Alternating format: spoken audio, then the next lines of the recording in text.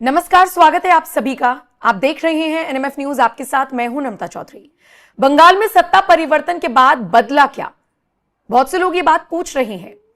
आज इस वीडियो में इसी बात का जिक्र करेंगे कि अमित शाह खुद बंगाल पर नजर रख रहे हैं।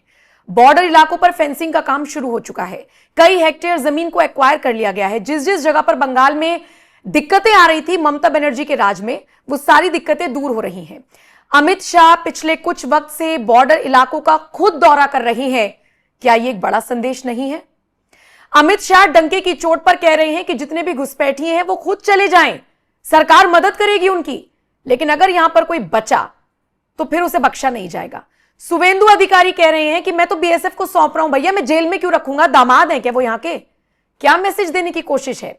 मैसेज ये है कि विकास होता रहेगा, सबसे पहले सुरक्षित करिए भारत को। बॉर्डर इलाके जब तक सुरक्षित नहीं होंगे उस विकास का हम अचार डालेंगे। यह मैसेज देने की कोशिश है। आज और विस्तार से इस पर चर्चा करेंगे। चिकन नेक यानी कि सिलीगुड़ी कॉरिडोर को मजबूत बनाने के लिए, सुरक्षित बनाने के लिए, सिक्योर बनाने के लिए केंद्रीय गृह मंत्री क्या क्या कदम उठा रहे हैं, आज पॉइंट टू पॉइंट इसी पर बात होगी। पंकज जी, आपका रुख करूं उससे पहले सोच रही हूं कि अमित शाह का बयान सुनवा देती हूं। पहले अमित शाह को सुन लीजिए, वो क्या कुछ कह रहे हैं। ये उनका लेटेस्ट स्टेटमेंट है। और देखिए साहब, हमने चुनाव में कहा था आप हमें शासन की धुरा दे दीजिए, हम बांग्लादेश सीमा पर सीमा की बाड़ बनाने का काम, फेंसिंग का काम कुछ ही दिनों में शुरू करेंगे। और मैं बंगाल के मुख्यमंत्री श्री शुभेंदु अधिकारी जी को बधाई देना चाहता हूं कि 7 ही दिन में उन्होंने 600 हेक्टेयर भूमि बीएसएफ के हाथ में सौंपने का काम कर दिया। चिकन नेक की भी 121 हेक्टेयर भूमि भारत सरकार को दे दी। और आज अखबारों में देख रहे हैं कि पहले ममता के शासन में हर रोज घुसपैठ होती थी, अब घुसपैठ करने वाले अपने आप वापिस जाने लगे हैं, अपने आप जाने लगे। शुभेंदु जी ने, भाजपा बंगाल सरकार ने डिटेंशन सेंटर बनाए हैं, मगर हम सब लोग चाहते हैं कि जो घुसपैठ कर अवैध तरीके से आए हैं वो अपने आप जहां से आए हैं वहां वापिस चले जाए। अगर वो अपने आप चले जाते हैं तो बंगाल सरकार भी उन पर कोई केस नहीं करेगी, जाने के लिए उनकी सहायता भी करेगी। और मैं आशा रखता हूं कि जब अभियान चले पहचान का, उसके पहले ही ढेर सारे लोग अपने आप चले जाएंगे। हमारी सरकार का संकल्प है देश भर से एक एक घुसपैठिए को चुन चुन कर देश के बाहर निकालना, ये हमारी सरकार का संकल्प है। सुन लिया आपने, घुसपैठियों को चैलेंज कर रहे हैं कि निकलिए यहां से, हम मदद करेंगे आपकी, नहीं तो फिर आप देख लीजिएगा। और दूसरा, बॉर्डर्स को सिक्योर किया जा रहा है, फेंसिंग का काम लगातार जारी है। पंकज जी, उनका स्टेटमेंट यह है कि जो चीज ममता बनर्जी की सरकार में नहीं हो रही थी, शुभेंदु अधिकारी वो कर रहे हैं। लैंड एक्वायर करने में मदद की जा रही है। बिल्कुल। अब तक जो सरकारी आंकड़े हैं उसके अनुसार 600 हेक्टेयर भूमि जो है बंगाल सरकार ने ट्रांसफर कर दी है। उसके अलावा जो जिसको आप चिकन कॉरिडोर बोलते हैं, जो सिलीगुड़ी कॉरिडोर है, उसमें 121 हेक्टेयर, ये बहुत महत्वपूर्ण है। एक वीडियो में हमने और आपने ही डिस्कस किया था कि 3 गैरिसन बना रही है भारत सरकार, एक बिहार के किशनगंज में, दूसरा आसाम में और तीसरा इसी सिलीगुड़ी कॉरिडोर पे। और वायुसेना की पट्टी के लिए जमीन चाहिए था, और जो फेंसिंग और जो पेट्रोलिंग होती है उसके लिए जमीन चाहिए थी। तो बहुत लंबे अरसे से प्रयास में थी, लेकिन ममता बनर्जी बार बार इसमें अड़ंगा डाल रही थी। इस बीच ममता बनर्जी की सरकार में इसी सिलीगुड़ी कॉरिडोर में बड़े पैमाने पर डेमोग्राफिक चेंज भी हो रहा था। जैसे किसी जमाने में 22 किलोमीटर की इस पट्टी में हिंदू बंगाली रहते थे, धीरे धीरे वहां पे आप देखिएगा तो वहां पे जानबूझ के मुस्लिम बंगालीज को भरा गया है। अब वो 22 किलोमीटर वो मुस्लिम बंगाली हैं, और एक तरफ चाइना है, नेपाल है, एक तरफ बांग्लादेश है। अगर कल को जाके चाइना और बांग्लादेश की सेना अगर आगे मूव करती है तो वो जो मुसलमान बंगाली हैं उनका क्या भरोसा कि वो कहेंगे कि अब चलो इनके साथ। तो वो सिर्फ 22 किलोमीटर चौड़ी पट्टी है, और इतना हमें सिक्योर करना है, क्योंकि जैसे ही कनेक्शन कटा पूरा अपना नॉर्थ ईस्ट भारत से डिस्कनेक्ट, केंद्र सरकार ने सोचा कि ये जो 22 किलोमीटर की जो पट्टी है उसका हम झंझट ही दूर करते हैं, और पूरा का पूरा सिलीगुड़ी कॉरिडोर केंद्रीय वाहिनी यानी बीएसएफ, सीआरपीएफ, एयरफोर्स, मतलब थल सेना इसके अंडर रहेगी।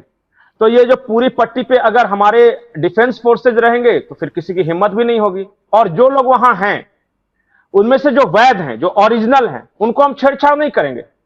जैसे बॉर्डर इलाके में होता है, जैसे कश्मीर बॉर्डर पे कुछ गांव हैं, तो हमने उन गांव में ही ग्राम रक्षा दल बनाया है। वो खुद भारत सरकार की तरफ से निगरानी करते हैं और सेना को असिस्ट करते हैं, क्योंकि वहीं के वो रहने वाले हैं, उनको चप्पा चप्पा पता है। तो बकायदा वहां एक तरह से नौकरी भी है वहां गांव वालों को कि आप हेल्प कीजिए डिफेंस फोर्सेस को, आप बताइए कि कौन कौन से लूप होल्स हैं, और उसके बदले वो कोऑर्डिनेशन में काम करते हैं। लेकिन पंकज जी, उनका भरोसा कैसे किया जा सकता है? वो भी तो बॉर्डर इलाकों पर ही बसे हुए हैं, पहली चीज तो ये। और दूसरा, फेंसिंग के साथ साथ क्या तादाद बढ़ाई जाएगी? क्योंकि मैंने एक रिपोर्ट में पढ़ा था कि बड़े बड़े हेडक्वार्टर्स बनाए जाएंगे, वहां पर लगभग एक एक हेडक्वार्टर में 1000 से ज्यादा बीएसएफ के जवानों को तैनात किया जाएगा। गैरिसन बोलते हैं उसको। हाँ, वही मैं समझना चाह रही हूँ कि प्रैक्टिकली कैसे पॉसिबल होगा। हम कह रहे हैं कि हम उन पर भरोसा नहीं करेंगे जिनका आप जिक्र कर रहे थे, मुसलमानों पर, लेकिन जो बॉर्डर पर बिल्कुल जिनके गांव बसे हुए हैं उन पर भरोसा करना कितना आसान होगा? मैंने एक शब्द का इस्तेमाल किया, जो ओरिजिनल यहां के रहने वाले हैं। वो जो डेमोग्राफिक चेंज हुआ है और जो उधर से आए हैं वो नहीं, जो ओरिजिनल हिंदू गांव वहां पे हैं वो असिस्ट करेंगे। जो बाहर से घुसपैठी आया है तो उसको तो उस इलाके में रहने ही नहीं देंगे, क्योंकि जैसे ही डिफेंस फोर्सेस के अंडर आएगा तो उनका अपना मार्किंग है कि यहां से यहां तक भाई बीएसएफ का हो गया, इधर से ये एयरफोर्स की पट्टी हो गई, और ऊपर आ गया तो इंडियन आर्मी रहेगी। और वो बोलेंगे हम, तो बोलेंगे जहां से आए थे वहीं से चले जाओ प्रेम पूर्वक। तो ओरिजिनल जो यहां के रहने वाले, मैंने पहले बताया कि ये डेडलाइन जो दिया है ना 15 साल, तो बड़ा सोच समझ के दिया है कि 15 साल के पहले वाला स्टडी नहीं हो रहा है, क्योंकि 15 साल पहले सिलीगुड़ी कॉरिडोर की 71% जनसंख्या हिंदू थी। आज वहां पे 34% मुसलमान हो गए। तो जो बदला है वो जाएंगे, 8% का अंतर है, वो 8% चले जाएंगे। और वहां पे बहुत सारे वो पहाड़ी लोग रहते हैं। सिलीगुड़ी जैसे आप नाम जैसे लेंगे ना, तो उसमें से ओरिजिनल बंगाली नहीं है, बहुत सारे पहाड़ी है, उसमें अपना अपना उनका ट्राइब से वो रहते हैं। तो ट्राइबल से हमें कोई दिक्कत नहीं, वो तो रहेंगे। They are the first line of defence, कि पहले इंफॉर्मेशन वही देंगे। ठीक उसी तरह जैसे करगिल में भेड़ चराने गया गडेरिया आके इंडियन आर्मी को इन्फॉर्म किया था कि सर वहां बंकर बना लिए, तो वही भूमिका होगी यहाँ पे। लेकिन अब बहुत जो इंपॉर्टेंट है, बहुत लंबे अरसे से प्रयास था। मेरा कंसर्न ये इसलिए है क्योंकि जो बॉर्डर पर गांव बसे हुए होते हैं, अमूमन ऐसा देखा गया है कि उनका घर यहां पर है, उनकी खेती वहां पर है, तो उनका इस पार से उस पार जाना बहुत आसान है। तो अगर उस पार जाना आसान है तो उस पार के लोगों से भी मतलब मनमुटाव तो नहीं कह सकते, दोस्ती यारी कुछ तो होगी। बस इसीलिए मैं ये कंसर्न उठाना चाह रही हूं कि हम भरोसा कर पाएंगे। बिल्कुल आपने सही कहा, बिल्कुल आपने सही कहा। इसका मैं केस स्टडी लेता हूं। पंजाब, जब पंजाब का बंटवारा हुआ था तो बहुत सारे ऐसे गांव थे जिनका घर था भारत में और खेत था पंजाब में। तो जब आप वहां पे बॉर्डर पे जाइएगा तो देखिएगा कि भारत का बॉर्डर यहां से फेंसिंग शुरू होती है, बीच में एक ऐसा खाली लैंड है जिसको नोमैन्स लैंड कहते हैं, और फिर आगे जाकर पाकिस्तान की फेंसिंग शुरू होती है, और बीच में वो खेत है। तो इन लोग को पास मिला हुआ है वो खेती करने के लिए, वो पाकिस्तान से कनेक्शन में नहीं आएंगे। इनको पता है और दोनों को इतने दिनों में पता समझ में आ गया है। वो जाते हैं, खेती करते हैं, फिर से गेट खुलता है, फिर से अपनी तरफ आ जाते हैं। ये वहां सिस्टम है। और बंगाल में सिस्टम है 150 गज, 150 जैसे भारत ने बनाया, बीच में 150 गज नोमैंस लैंड रहेगा, तब बांग्लादेश अपना बना सकता है। और जिन इलाकों में डेंसली पॉपुलेशन है, डेंसली पॉपुलेटेड है, वहां पे फेंसिंग में ये गज वाला सिस्टम नहीं है, पूरी की पूरी फेंसिंग होगी। अगर वहां चला गया है आपका खेत बाड़ी कुछ भी, तो आपको मुआवजा मिल जाएगा, डोंट वरी। ठीक है। तो ये वहां सिस्टम है। और जो सिलीगुड़ी में है वहां इस तरह का नहीं है। वहां ऐसा गांव नहीं है कि बिल्कुल एकदम सटा सटा है। जो सिलीगुड़ी कॉरिडोर में है वहां पे स्पष्ट है डिमार्केशन लाइन। इस वजह से वहां पे ये समस्या नहीं आएगी। ये समस्या जो आने वाली है ना, ये मिदनापुर वगैरह इलाका जो है, वो इलाके में है कि जहां पे गांव गांव एकदम बिल्कुल सटे सटे हैं वहां पे, और गांव आधा गांव उधर है, आधा गांव इधर। तो इधर का जो डेंसली पॉपुलेटेड है वहां पे है। सिलीगुड़ी कॉरिडोर बिल्कुल स्पष्ट डिमार्केशन है, वहां पे कोई दिक्कत नहीं। किसी तरह भारत सरकार का प्रयास सिर्फ यह है कि हमारी जो 22 किलोमीटर की पट्टी है उसे पूरी तरह सुरक्षित किया जाए, क्योंकि बार बार दुश्मनों से यही धमकी आ रही है, चाहे वो चाइना हो या बांग्लादेश हो, कि भाई हम सिलीगुड़ी कॉरिडोर पे कब्जा कर लेंगे तो काट लेंगे। बात सिर्फ दुश्मनों की नहीं है, जैसे जो बाहर के दुश्मन है वो तो छोड़ दीजिए, भारत के अंदर बैठे हुए दुश्मनों की नजर भी सिलीगुड़ी कॉरिडोर पर। आपको याद है शर्जिल इमाम, उसने कहा था कि हम ट्रैक पे इतना मलबा डाल देंगे, इतना मलबा डाल देंगे कि वो नॉर्थ ईस्ट डिस्कनेक्ट हो जाएगा।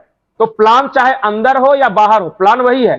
तो अब मलबा डालने लायक रहेंगे ही नहीं, क्योंकि वो पूरी तरह डिफेंस फोर्सेस के अंडर आ जाएगा और जाएंगे मिलिट्री के एरिया में मलबा डालने। तो इनके कहां पे मलबा डालेंगे हर कोई जानता है। ठीक है पंकज जी, आपके नेटवर्क इशू कर रहे हैं, लेकिन मोटे मोटे तौर पर समझ में आ गया है कि चिकन नेक जिसे हम कहते हैं, सिलीगुड़ी कॉरिडोर जिसे हम कहते हैं, उसको सुरक्षित रखने के लिए और ज्यादा मजबूत बनाने के लिए भारत सरकार किस तरीके से काम कर रही है।